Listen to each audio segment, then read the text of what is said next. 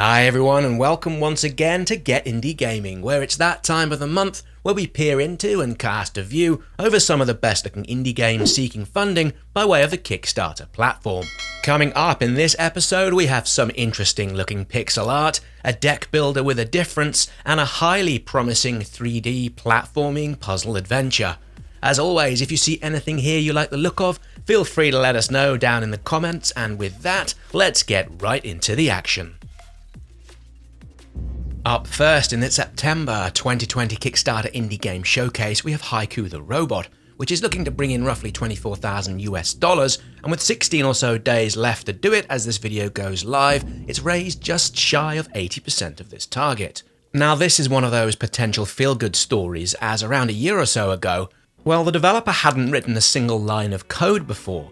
All of this has come from a single chap having learnt the ropes, as it were, on pixel art, animation and game development, all by way of YouTube tutorials, with the funds from a potential successful campaign here to allow the developer to go on and quit their day job and work on this one full time. As we scroll down through the 100 or so games live on Kickstarter platform as we reach the tail end of the month, this really stood out with its retro monochromatic hand-animated frame-by-frame pixel art, where in fact only 16 different colours are used throughout the entirety of the game. With long-time fans of the channel will know we love these sort of titles, and we're going to be sure to keep track of this during its development.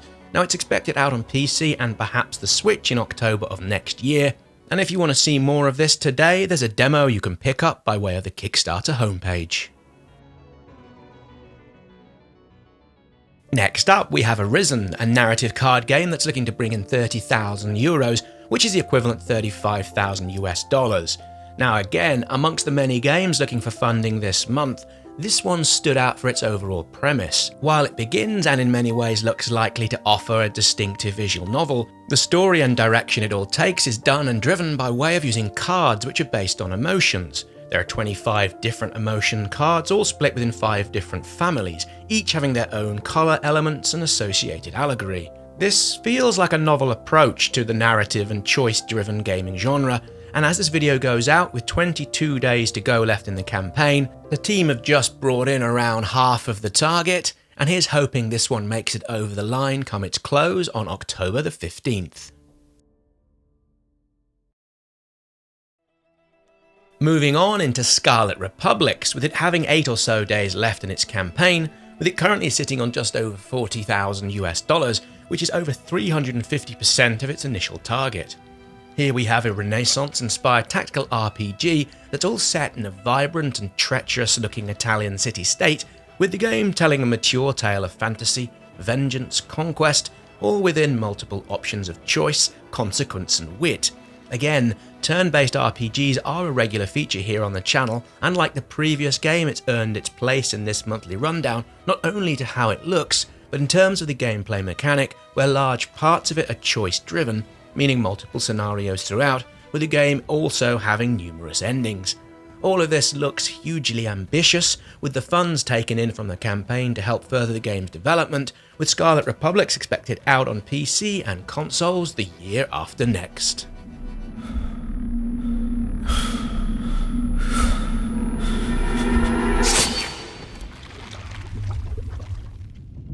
Up now, we have There Is No Light, which like the previous game is already funded, having so far brought in over $50,000, which is close to 180% over its initial funding aims. This one comes from Zellart Studio and is said to be published by Hype Train Digital, and goodness me, doesn't this look tastefully and deliciously done.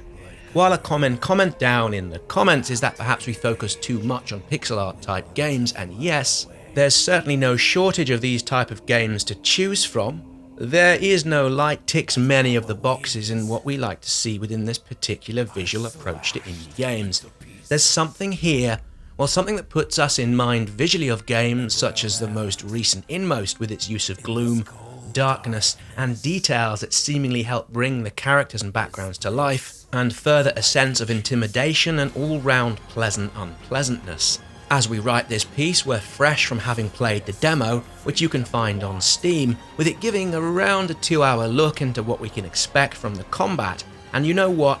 Playing this one out, it's fast and brutal, all aided by the implementation of a rage system that works really well and helps drive the combat forwards. There Is No Light is also expected to feature a non-linear narrative, with, like many of the games in this month's rundown, it also features meaningful choice-based gameplay, where actions and decisions you make will impact and affect the world. Well, all of this looks rather superb on paper and in demo, with it expected out at some point in 2021 on PC and consoles.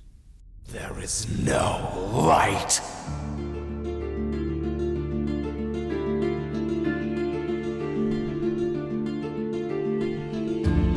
Next up, and something just a little bit more wholesome looking, we have Kapia.